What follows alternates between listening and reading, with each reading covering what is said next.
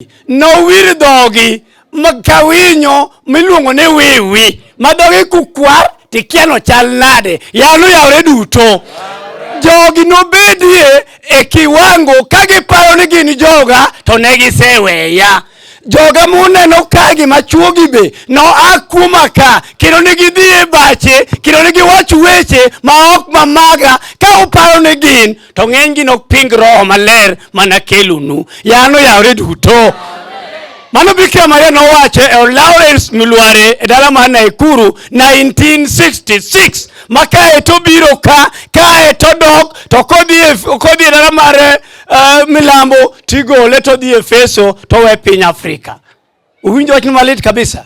To nya winjo kaja kwath puonje odni kopimo kaka chik chal kod kaka Petro nobedo gi Yesu omiya kwayo na mor medru mako wach Baba Mesias gi Bikira Maria motegno kaka umakono kik ng'ato keli oyuma kik ng'ato keli achaye kik ng'ato keli akwede. Nyasaye en hera. Nyasaye nang'o? Hera. To ka uriuru achiel ma wati achiel maonge ukabila to nwadhi e pinyruoth Nyasaye. Wakina mogik to kore kawacho niya Baba Mesias, Melkio, Santa Maria, Hosea kanie dala mare karachuonyo kamiluongo ni ogodo huma kanisa uchiri ngona ngodi Cardinal Kanam se je Bethania Kanam to puonjo kama mano iga mar 85 opuonjo kama ni ng'ama ohero ukabila en nyang', ukabila en nyamandukulu, ukabila en thuol. Omiyo kaka wan kagi wan nyithi ng'atadi. Ng'ama ohero ukabila ichomo mach gi tiendi gi wang'i te. Wabedru gimoro achiel ka waonge ukabila. Kiko bed gi ukabila ni maja kapuonja to maja seme to maja kekune ng'ama wacho gino chak ng'e ni ng'ama wacho ukabila no ka ene iwaka mane pon Satan miluongo ni nyamanduklu. Wachuru ni ng'a oyawre ne jo Maria.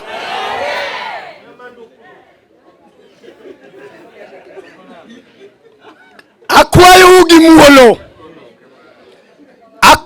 gi muolo ni Nyasaye kanolimo jarateng' to nobiro gi chike mag jarateng'. Wawinjore? To chike mane Baba oweyonwa, Baba noweyenwa nyaka gi roho. Tarik 9 dwe mar 4 higa mar 63 chieng' tich 4 ka Johannes Baru emane roho lore kum jarateng'. Ji ne onge roho to ji ne wuotho gi Baba kanyachiel. Kuro chigne ka ji ong'eyo ka roho mako nyako miluongo ni Lucia manyar kak singli ji otho piny te. Baba dong' ka puonjo kende gi jomoko 5 joma nodong' ka kochungo mana chiemo kipenja nikech ok sani tanyalo wacho ni nyingegi. Koro sama roho mako jogi ma ji otho piny ni to tero wach ne okelo mana assistant chief ni ng'ama nyoriemb cha onego ji Kabaru te. Kore kogol polise ng'amiluongo ni Barasa Makodenge ogolo polise mondo dhi omak Baba Kabaru. Polise odhi kuno polisi 3 kod assistant chief. Kagi chopo gidong' ka Baba puonjo ji to tho piny te ji odhi arbus yote. To ka polisi wuok madhi mako Baba, polisi 2 mane wuok ni dhi ka gibe roho mako gigore piny. Ka assistant chief ne ni anadok doko report ni kada polisi botimo ang'o otho. Mano timore kacha ka ae to roho lor kuom nyako miluongo ni Lucia manyar kak singli mudugo dak kwayo kani en ng'ama nokungo wuoyo gi roho kum jarateng' e kanisa mar Jo Maria. To wacho kama Mesias to kuru ng'ama rik Baba yiene antie timongore ni nyithino nang'o. Baba kochako duoke ochako mana goro to ng'at mar 2 iluongo ni Cyprianus Ochieng' bede same ka aito othuogo Lawrence penjo Baba Jaulo to kar Mesias to ka to Baba kone Mesias en Yesu to in ni Yesu jopologe makinya yano yawre duto Jopolo ema nohulo nwani maenga Mesias. To Mesias ema hulo nwani magi jopolo. In micharo ni yal kendi. Ani lungani komenya Nyasaye obed kodu. Dhogi. Ai jaudi amo komenya. Ero kamano. O kano dikon.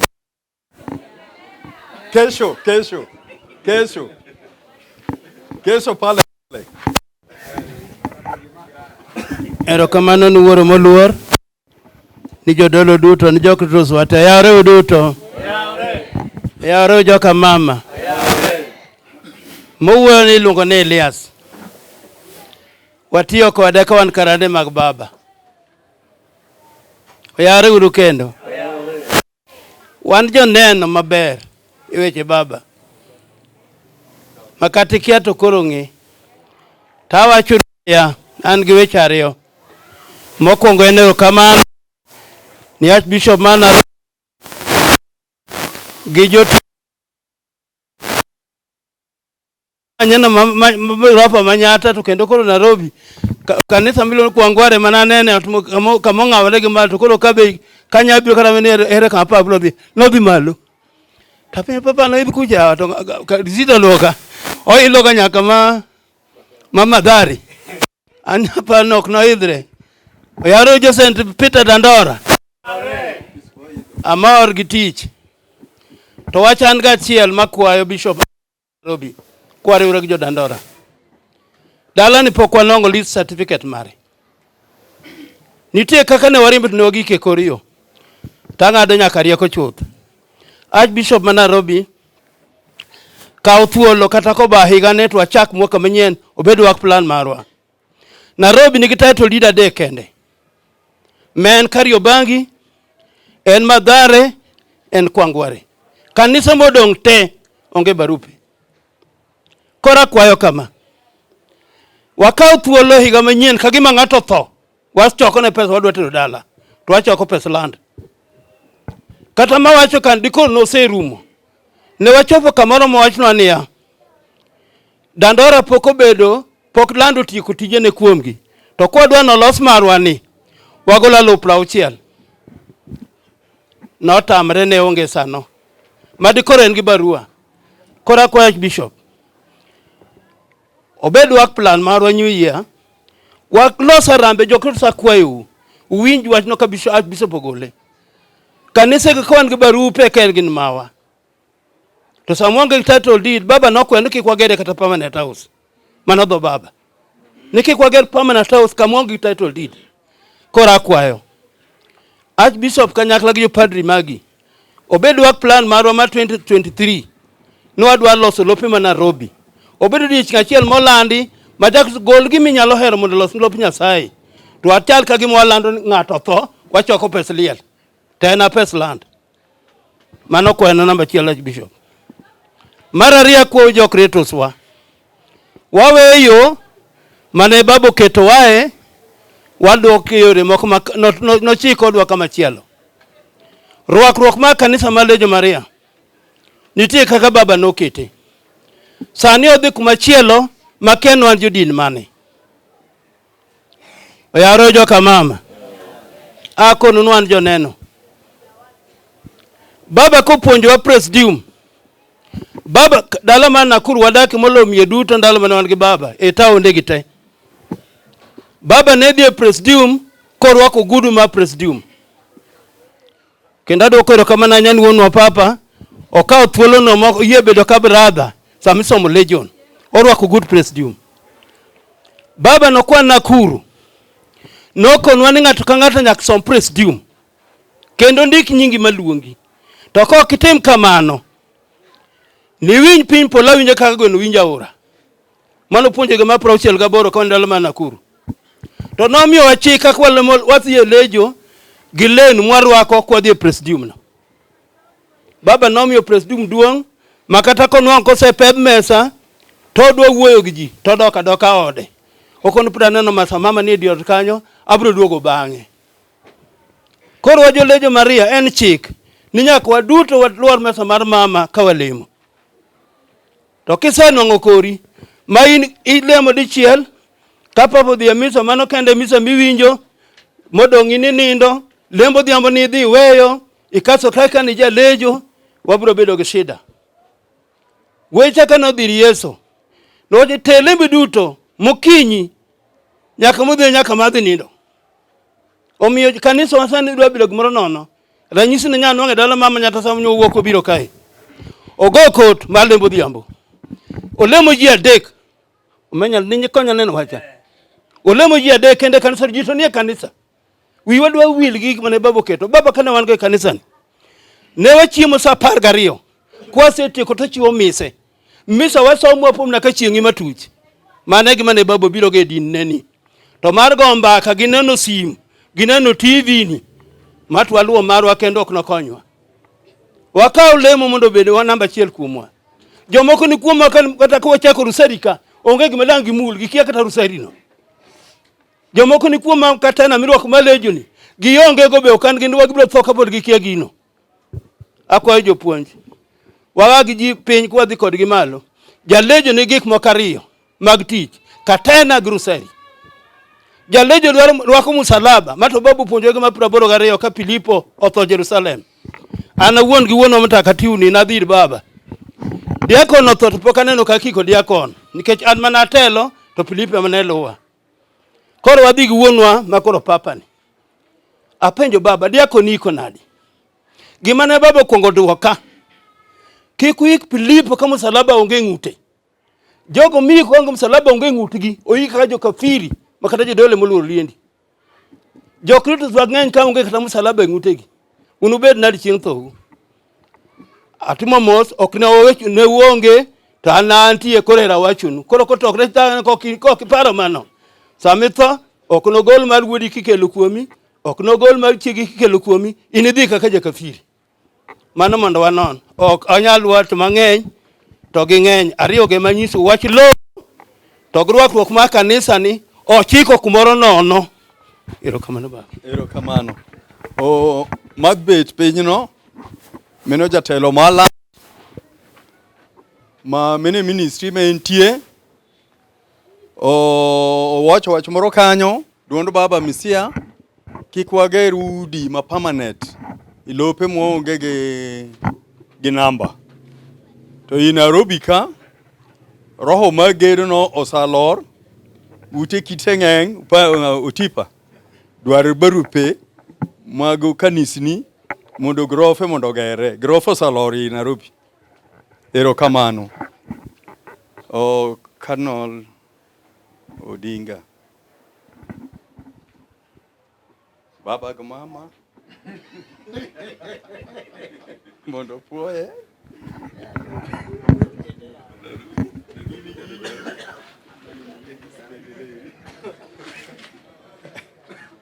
jokung'ei Nyingo Maria guwode mondo puoye ndalo duto higni ang'o? Amen. Oyawre ulejo Maria. Oyawre. An awuon an gi mang'eny manyalo wacho kochakre 63 kendo ng'eny ndi maneno gwang'a kendo winjo gita kendo betie kada kod babego gi mama ma jowadwa osewachogo oromo kik abed janyiego nabed adwa ni nyaka gan kaka jomoko timo ka. Kamano. Ka chiemo na nwang' thuol an awach mamoko bende ukia. An awuon aduoko ne Maria erokamano kod wuode manyotayo matakatifu mobet e kom wuode koa biro e sao Nairobi ka. Eke jomorwako matakatifu. Eke jomorwake. Urwako papa matakatifu. To wach mana gadiera gi chunyu kuku wach giringruok makora neno koting'o lwetgi no. Awe uto mokwongo adwa nyisi niya. In ma in kani ni idonji lejo Maria ka. Tadwa paroni sando koro umoro unyiero. Lejo Maria ng'ama nokele nosandore. Mogomo negi modhi loka. Min mare be nonegi. Oiki ndhoya kacha. Ok en mor moro kaka wamor. An kaparo wach mama mane wuode oketa e ode kabedo nyathi odno. Kod wuode nongono. Samoro pi wang'a chwer. Nikech akia nowach nang'o kadhi. Tiwinja oyawre jalejo. Winjma. Nise singri kod wuoyini. Giminigi. Mano biri piny korwako ringruok man gi remo grem kamari. Mosandre monegi. Kori yie ni jalejo Maria. Kaw sandruok mar baba gi mama irwaki chunyi. Jakare mobed kani nigi tije ne. Anang'e sigande moloyo. Okapako lakini awacho gima ng'eyo. Nogole kendo nonyelejo kaeri. Ok nobiro nenen gire moro. Wuon gi noywaye gi thuon. Komo betie nomiye kokodwa. Makata upenjero bet. Ang'e ng'e nyukia. Ok nodwar komni. En kod tije ne. To timbe jolejo gi nene moko ne joge. To an kod owadwa miluongo ni James Opone wadhiro mowachene wuonwa. In moseked jakom mar piny mangima. Kik iwe lejo mar Nikech timbe wa maricho. Wuoyi muneno bet kan mzeni. To seneno kendo sewinjo matang'o. Adwoko ni Nyasaye erokamano momiyo chuny modhilno. Obed ka an dadhi yweyo dala wachana dhi apur puothena. To wuonwa ni Nyasaye noluonge mondo otawa. Sama obiro Nairobi kani okelo nu wuotho okelo nu ang'o. Mang'o wacha achiel kata ariyo ni kijawinji di tim nade. Kijarwak di tim nade. Kora wacha achiel. Oyawre duto. Ne udonje lejo Maria kaeri ka usingoru. Mi kuongri gi baba gi mama. No kanidog. Iwe miriambo, iwe kuoth, iwe mirima, iwe gimoko mamoka awachoko. In ma in kani mi jalejo Maria ni. Pok ing'uri gi nyawadu. Duo kawe ling. Pok ikuothe. Kori dwa dhi ponde ka kuothno. Mama une mutedo nwa chiemo. We ung'ur. We ubedo jonyiego. Nyiego muneno ma un go idala cha. I kanisa kawe kele nyiego. Bedul minwa mar chuny kaka Maria nobiro. Ta paro ni niya. Buro rito wa ipolo jodwa. Kaka anawuon ka paro gino okangeru kendo katugi.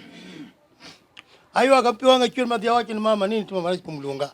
Ne dine kaka podatin. Ng'ama dhi bura en ng'a. Nikech gik miwacho mineno jowadwa wacho kaka Morris muneno wuoyo kani. En obiro kopod nyathi onwang'a ilejo ka. Lakini gik man ondiko mane baba wacho ka gin gik malit. Omiyo na paro ni wuodwa. Ka iling kod gigo to kisom gi ga inde nwang' bura. Owadu Philip ngane odero nosewe iluongo ni ng'a. Adon wajo gol godoge. Eno kendo dak kode to na nyise ni Morris kwayo ga matakatifu samo thuolo ichungi wachi gik mane baba wacho ni kaka ok ni muma sa muma ni baba no biro kano semie joka to mage nitie mokelo ni jarateng mokelo ni Afrika oyawre duto mage koko puonjwa rach komiwa chik rach ara koro in ma in kani par singo mani singri kod mama ema edwa paroni jowadu osepuonjo mang'eny aonge gi nyiego singruok mani singri gi baba gi mama no ni par kikuongri ni akia ni to ni donje nade wan oriyo msalaba piny kori kalo tikuongri awe miriambo awe gik moko ni wakuongo te koro nyamera go wadwa man ka par kaka lejo Maria sami dong kendi penjo ga baba mondo par gik mane timo mondo yuagne mondo weni chuni tahinya wabed na gera kod kenda glimo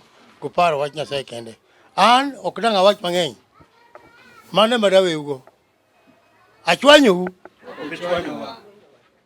an ma thuma ne baba osekela kora pakrae oyawre duto te giluonga ni Odinga mane wuora gi mama ochaka Odinga e nyinga to mama ariyo miya to Joseph ma japit Yesu mama mochako meda kendo Petro oritu Nyasaye gwedhu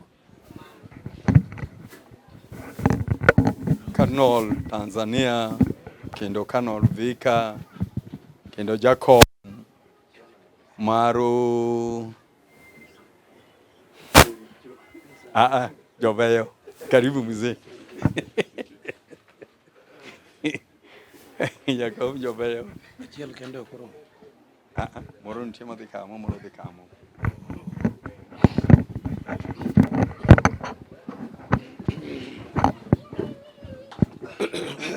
Mokwongo agone Nyasaye wuonwa erokamano maduong' ahinya. Namba ariyo, agone jaduong' Papa wuonwa erokamano ahinya kuom bedo gi chuny motegno mar kwayo kweth ma Baba Mesia nowene. En kweth ma kwayo tek to kawo.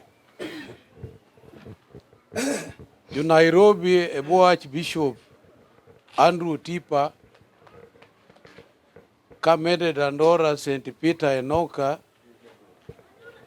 gi jagoro gi jakamati madala ka, erokamano Nyasaye ogwedhu. Wachna machielo, aparo ne joma tindo ma jo sikul masomo ni watang'uru ahinya nyithindo ma nyiri gi ma yawuoyi maleme Legion Maria ka. Unwang'o Nyasaye mangima. Unwang'o kwo maduong' moa e pinyruodh Nyasaye. Kik wer weche mag pinyni. Achiel kuom gen thum, disco, moko akia ni nying giluongo nang'o. Unyalo neno ni miel mar thum ma oko kucha migo e disco timiele cha ni ok orach. Orach e nyim Nyasaye. Misia ma jowa gi oluongo nyinge kani ne wacho niya, ka ji oriedo ji dhiku to jo gita bo mako gita goyo. To kani hero miel e pinyni mar gita migoyo kukachicha disco no, to in kama ji dhiye na ema ibie koro idhiye kimiela miela. Tinyalo chopo mbele kucha tipo makiling'ori e bur mach ma ok tho. To nowacho ni jogo dhi to wacho niya, adhi e mach, adhi e masira, adhi e mach, adhi e masira, nikech hero miel mar thum ma oko kucha cha. Wae uru. An machung' kani nadonje Lejo higa 62. Ne pod an ng'ama yang be naja skul. To Nyasaye otaya nyaka sani kora ti. U bende bedru mana kaka an no. Joma tindo masomo e skul, manyiri gi ma yawuoyi, timuru kinda. Kik we kanisa ma Legion Maria. Tang'eyo ni nyithindwa masomo kanise moko e skunde musomego bayo gi weche ulamo dhano, Lejo ok ter ji e polo, ai uru mago miriambo. O gin gik madieri. Kik waluw timbego. Kanisa ni en marwa moa e piny polo. Apaka paro puonj moro mane machane Diakon Kizito mane wuoye kanisa cha ni Diakon Abraham. Gik mosomo ka gin gik mag pinyruodh Nyasaye. Maka ok imako moro kata achiel, dhi e piny polo no bayi makati timang'o. Ni kwadwa dhi e ngima to wamak weche ka mondo waluw gi tir wadhi e ngima. An matino kende mana wachunu jo Nyasaye, ta an gi mang'eny manyalo wacho mag baba kata mag mama. Taweyo kanyo ne jaduong' wuonwa Papa pok opuonjowa ka. To awe thuolo no mondo koro opuonjwa. Wawinj puonjne. En emokelowa momiyo wan kasani. Dong wagombo winjo gima Papa opuonjo. Ma kende gima koro aweyo. Kinde mamiyo organizer mar pap wacho ni an Cardinal ma Tanzania. Jaduong' wuono obedo kani mano ora Tanzania. Tanzania nitie kanise mag Legion Maria. Nyaka kamiluong ni dala maduong' Dar es Salaam. mana adhiye maloso registration certificate malejo Maria Tanzania. Tanzania nitie joma tindo gi joma dongo kaka un ka duto teni. Akaribisha Tanzania, karibuni Tanzania. Unyalo biro Tanzania? Arwaku. Machielo manene jatelo ni olando. Ni an jayal bura. Jakom joma beyo. Nitie gima Pope Rafael okete kanisa. Iluongo ni disciplinary commissioner. Mako poni pesa church ndi dandora ka, kata sister chamo pesa, kata brother, kata padri, kata askofu, tikele komno. Tibiro yalo wechege komno. To nyaka headquarter wakama wantie no. Ibiro yali kata ja headquarter no. To noteri disciplinary commissioners. Idi yali. Ene koma be jaduongo jako na matin kedogo. Awuotho gi lejo ka ba chiemo kikutu na chiemo na biro yali marach. Oyawre duto lejo Maria. Ai mosna no koro tin manade no. Oyawre duto te. Oyawre. Koro kotegno marach rach. Mano telo Kenya, karibu Tanzania. Kamano jatelo. Nyinga Alex Ugola Agano, an wuod Agano. Tadak Jerusalem amoyo lejo Maria. E kama baba nokona ni in wadak kodika. E madaki nyaka sani. Makata kabiro aka tadhi Jerusalem amoyo. Erukamano joka Nyasaye. Erokamano Kardinal wa Tanzania Ogelo Rector. Jomoso kimoso baba. Kike hinye kuruwenye. Moso. Waen baba anakului urun Pope wachun Nyasaye erokamano atike atieka Charles Kizito Tieno erokamano. Wadhi mapio wan gi weche mabeyo mabiro oyikere mawinjogi. Mowuoyono en Kanol ma Tanzania. En gi tije mang'eny e ofis mar Papa mar headquarter. Morris Akelen Kanol Dikol. En gi tich bende ofis Papa kanyo. Bishop Nyapera be Bishop Malugari. En gi tich e ofis mar ofis Papa kocha. An maloso nan Kanol Kenya. Kedan jakom mar transport. Kendan gi tije moko e ofis Papa kacha. Gima wiwa wilgo jo ote wetena ni wiwa dhi wil gi tije momiwa bukoro ni kichako ng'weyo chal matatu mani barabara. Matatu mani barabara oringo left oringo right. Koro ringani gi lane ni.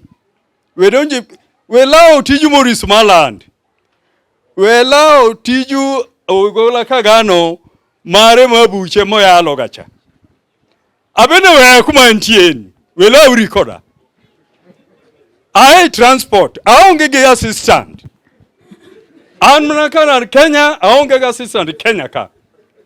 Anja koma transport aonge assistant I transport kuma ntien. Tanu wango ka jaduong yo wachonia. Nukoma ni jidwaro mang'eny. Jimanye mang'eny. To jaduong anwango ka jimanyo kombe jimang'eny. Ng'ato kaukare. Weula uregi kombe magyo etu. Gimumi ritigiri. Ringkari kumumi. Ibro goyi gilero. Lero bro maki. Tanene neka lero rango jomoko. Kaka neno kaka pinyi dhini. Jomoko remo bro chwer kuomgi.